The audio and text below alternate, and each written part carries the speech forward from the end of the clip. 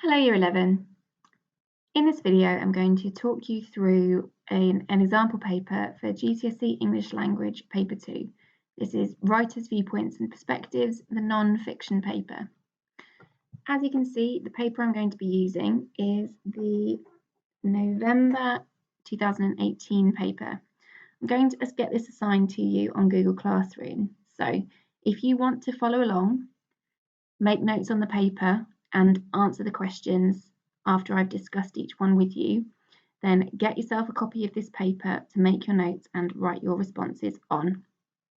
You can always save this video to come back to later, so if you wanted to just jot down some notes for now and then get the paper at a later date, that would also work. I'm going to do a series of videos for each question.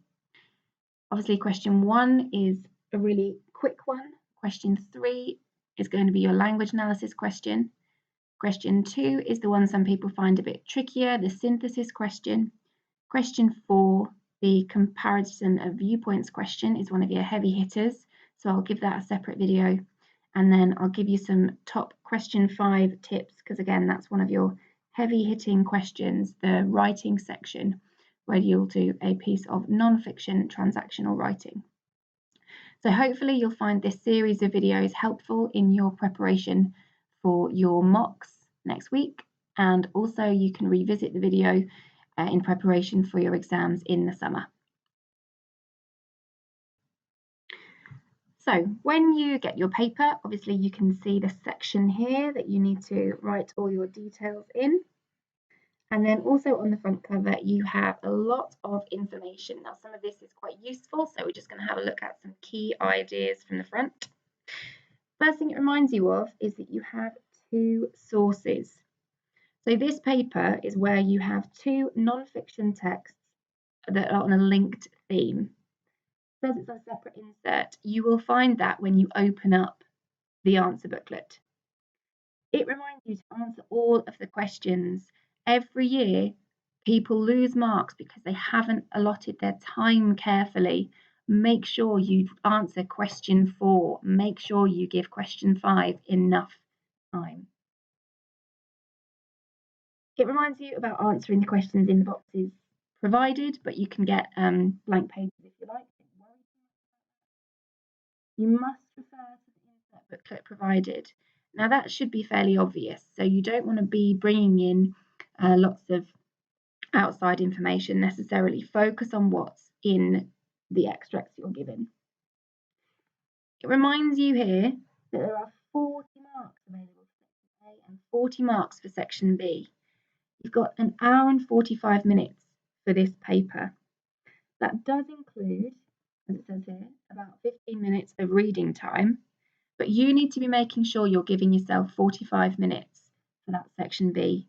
Otherwise, you're just not going to have enough time to write enough detail. Okay, so please make sure that you give section B the weight it deserves for the amount of marks. You are reminded here that you should plan your answer to question 5. I mean, that's just sensible, isn't it? It can be a little plan. It doesn't need to be really detailed. It can just be jotting down some key ideas. So we've had a little reminder of what's on the front cover. We open up our paper and we find question 1. Now, question 1 is the true statements question. It will remind you where you're looking. So you're looking at the first part, source A, from lines 1 to 10. You're choosing 4 statements which are true. You're shading the circles here. Now, these are the circles it's referring to. So you just shade the circle in the little box. If you think you've got it wrong, if you've changed your mind, it talks you through what to do here. So don't panic if you change your mind. You just cross out the box. If you change your mind back again, you draw another circle around the box. But those instructions are there for you. Okay, so we know that we're going to be looking at source A for question 1. Before you read question 1, the article for question 1, you might want to just quickly skim over these statements because you're probably going to pick up the answers when you first read the article. As promised, here we have an insert in the middle of your booklet. So you're going to want to take that insert out. And you're going to want to read that article. Make sure you're reading the right one for the right question, for question 1. So you might want to pause the video now to read this article. Have a go at question 1. Okay, so having read all of source A, you will probably notice, or you will notice, that the area for question 1 is very small. So as it said, it asked us to read again for the first part of source A from lines 1 to 10. And as you reread that section, you should be able to quickly see the relevant information for each statement, and it will come in the same order as the statements. So statement 1 is most people in Britain ride a bike regularly. Well, the word regularly is just linking to ask most people who ride a bike regularly. So that's not the true statement. It's just using a similar word in there to trick you, essentially. Most UK cyclists are pleased about the number of dangerous incidents on the road. Well, we've got this world where this idea of they'll happily recount a list of terrifying or alarming incidents. So they're not pleased about the amount of incidents, they'll happily recount a list of them. The third statement says the writer has never been in a dangerous incident, but here we have my last such incident. So we know that's not true. The fourth, or statement D, is the writer lives in South East London. So here we have the right information for that, my home in South East London. Statement E, as the car passed, the writer did not swerve. Well, that's implied from this sentence here. I was unharmed, but the driver was gambling on the assumption that I would not, for example, hit a sudden pothole and swerve or wobble. So what's implied there is that they didn't swerve or wobble. Statement F, the writer soon caught up with the driver. That's fairly explicit. I caught up with the driver at the next junction. That's going to be quite soon. The writer thought the driver's actions had been pointless. Well, we've got that here. It had all been for nothing. His roll of the dice with my chances of making it home that evening had all been for nothing. That does suggest it's been pointless. Again, that's slightly more implicit than explicit. And then statement H, it's rare to meet dangerous drivers while cycling. Well, this suggests not. That's appallingly common.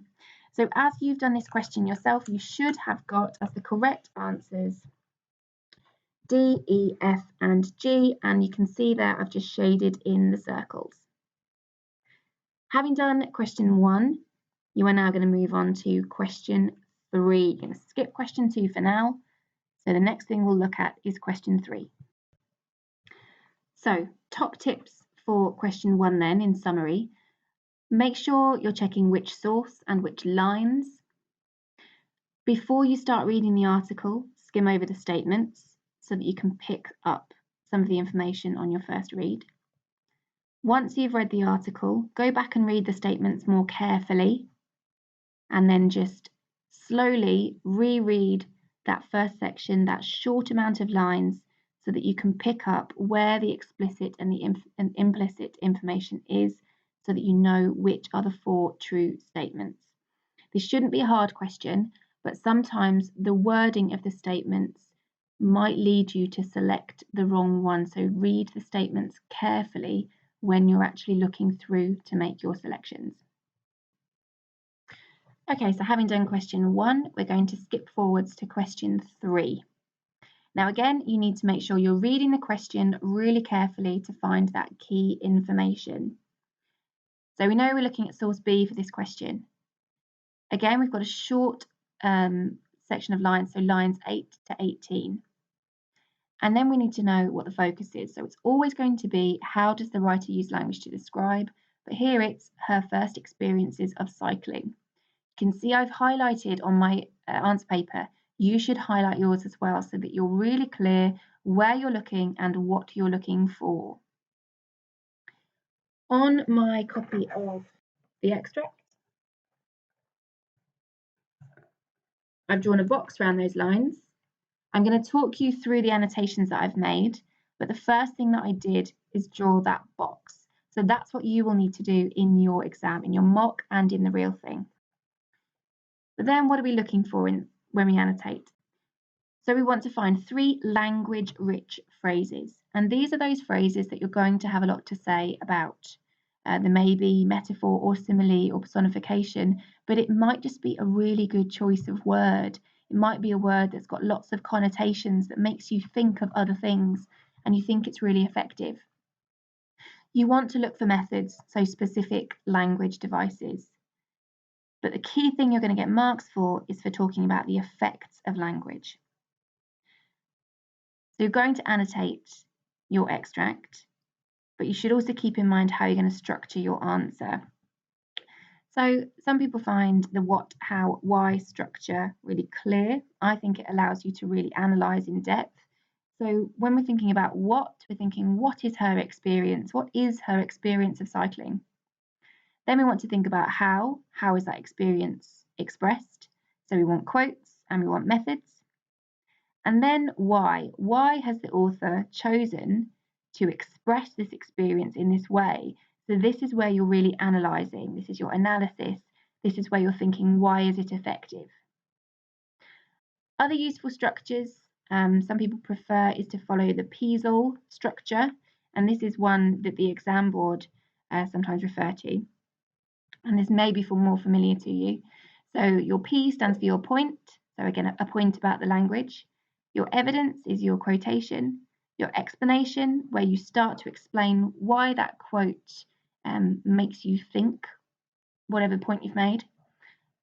But this is where you're really going to get the marks, zooming in on key language.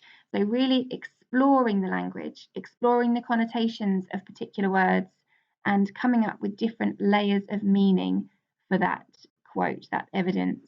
It could mean this, but it also could mean this. It also could link to this other idea somewhere else in the extract.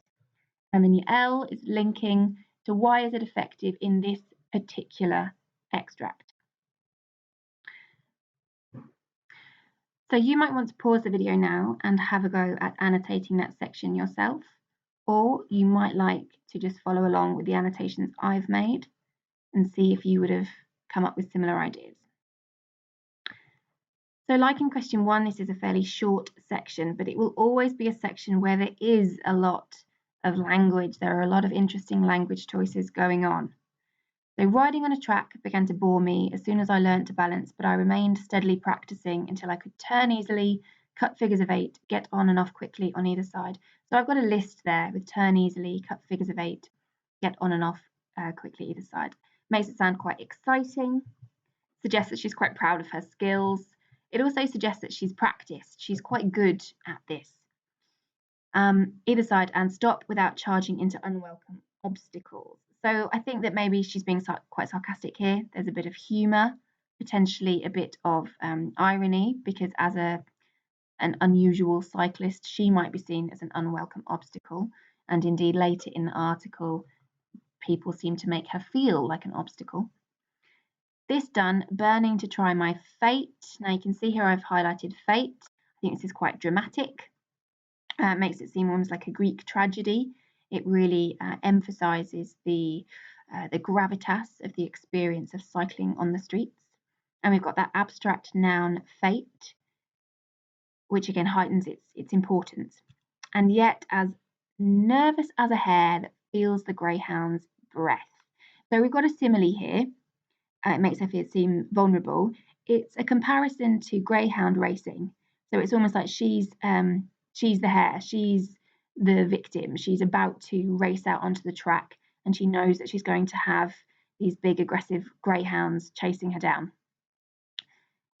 I launched my little bicycle early one Sunday morning in July into the stormy oceans of Sloane Street. So we've got, having gone from a hunting simile, we've got a boating metaphor. I launched. The choice of that verb launched links into the stormy oceans of Sloane Street to create this idea of it being almost like going out to sea in a stormy ocean. So it's busy, it's quite tempestuous, makes it seem like an adventure. We've also got some sibilants with stormy oceans of Sloane Street, which again highlights how, like, if this was a sea, it would be a rough sea. You can imagine the waves crashing all around her. So she's really creating this image of it being quite dangerous and yet exciting. I think she's very proud of the fact that she has launched her little bicycle. Little bicycle, again, emphasizing her tiny size in comparison to these enormous omnibuses that she's going to be against. On my way to visit a sick friend who lived about 4 miles off, the streets were really very clear, but I shall never forget my terror. So we've got another abstract noun with terror. Again, I think she's emphasizing things here. She's amping it up a bit, creating it as this incredibly life-changing experience. I arrived in about 2 hours, streaming and exhausted. You could probably pick out streaming and exhausted, but there's better stuff going on, so we probably don't really need them. Much more in need of assistance than the invalid I went to visit. Again, there's kind of a comparison there. Well, there is a comparison there, but we might not need it. Coming home, it was just as bad.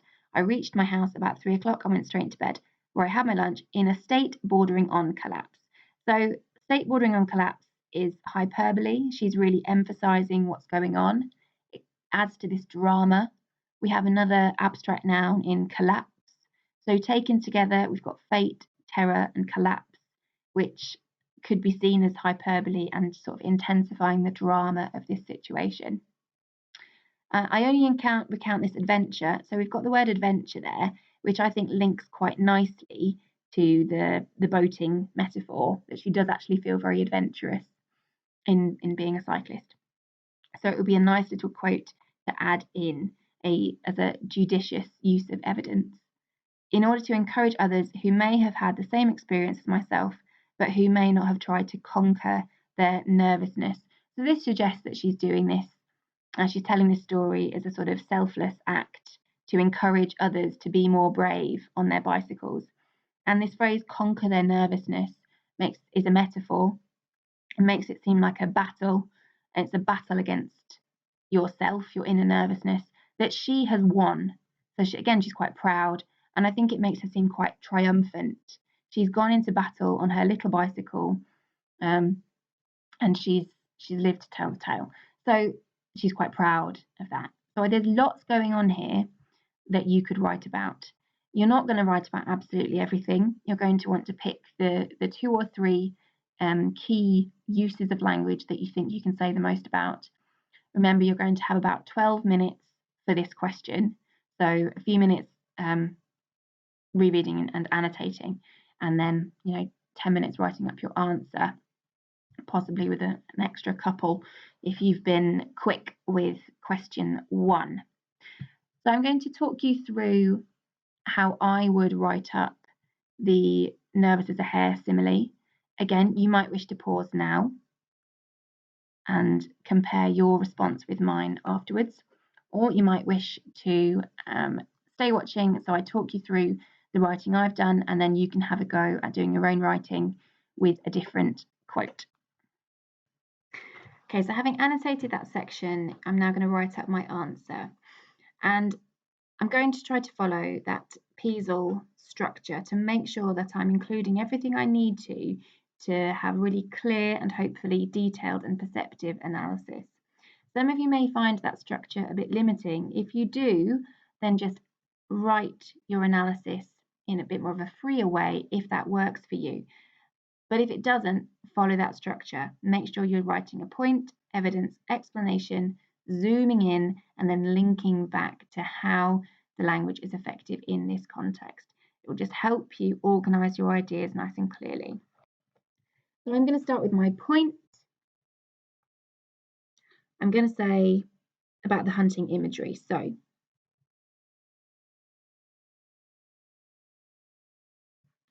the writer uses a series of hunting images to establish her vulnerability.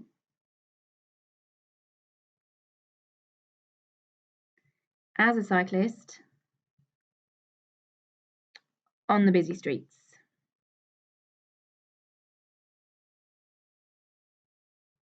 And that's my point. How does she describe her first experiences of cycling? Well, with a series of hunting images to establish her vulnerability. That's my point. Now I need my evidence. She uses a simile. As nervous as a hare.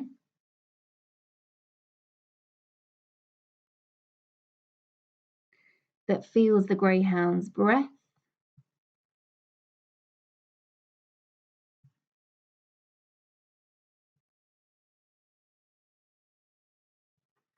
To describe her fear.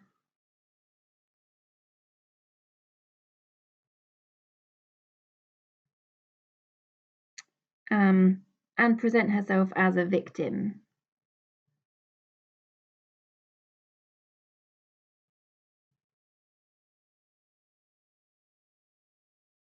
Now at this point, I've got my evidence, and I'm starting to explain, to describe her fear and present herself as a victim.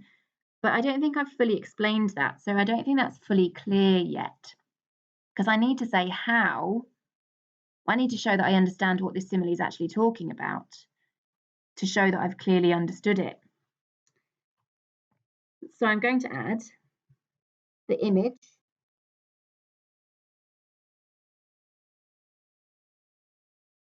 is a reference to greyhound racing.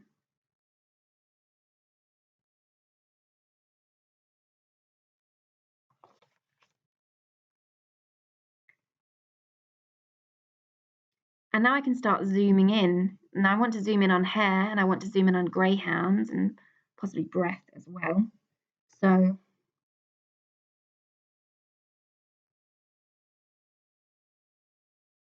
as the hare, she is vulnerable, or much more vulnerable.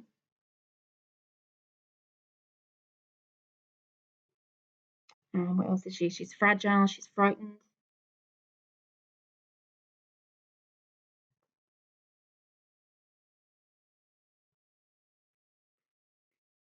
Than the greyhound, so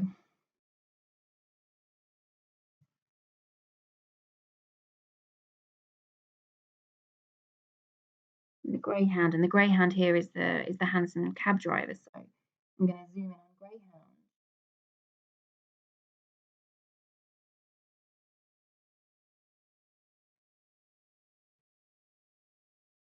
The aggressive and faster, handsome cab drivers.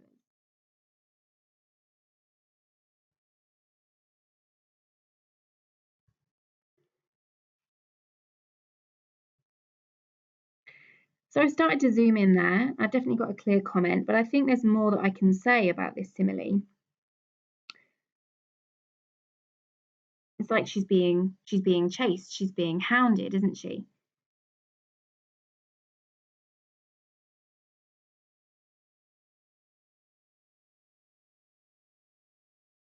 So it shows she feels unprotected.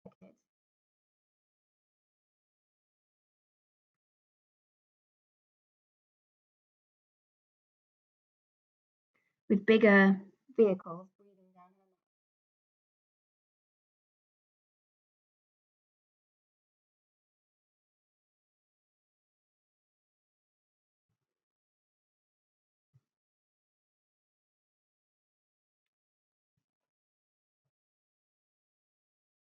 Now, as a woman, that is also quite lecherous, really. This idea of these handsome cabs breathing down her neck, feels the greyhound's breath. It's a sense that they're hounding her there.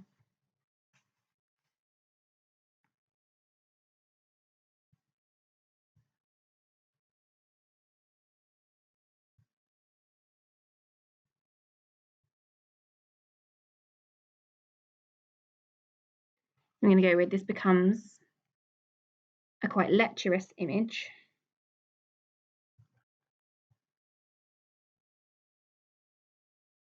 With her the victim of a cruel sport.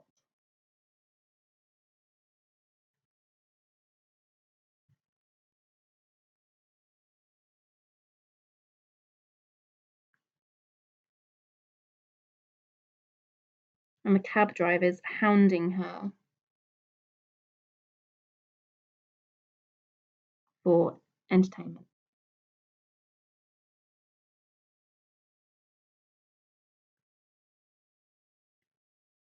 Okay, now I think I've said enough about that quote. I've said a lot. I've gone into a lot of detail.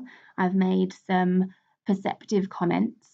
So if my answer continued on like that throughout, if I said, if I did that level of analysis about one, possibly two more quotes, then I'd be looking at a top band response, hopefully 12 marks if I did that again. If you got to sort of this point, where she's talking about just her being more vulnerable, fragile, and frightened, and you did three of those kinds of comments, that level of comment, then you'd be right in level 3 in that clear band, and you would, in this question, be looking at a mark sort of between 7 and 9 marks, which is a good solid mark for this question. But if you can carry on, if you can explore these layers of meaning, if you can say more things about the quote, if you can really dig deep into the detail, then you can get a level 4 response. Just keep coming back to the quote. Think, what else can you say? So at this point, I want to pause and have a go at writing up your own answer to question 3. Use one of the other quotes. You might explore that boating imagery, thinking about how adventurous she seems, but also how dangerous she makes the experience seem. Think about all those abstract nouns, how she really uses hyperbole to almost elevate this to Greek tragic status.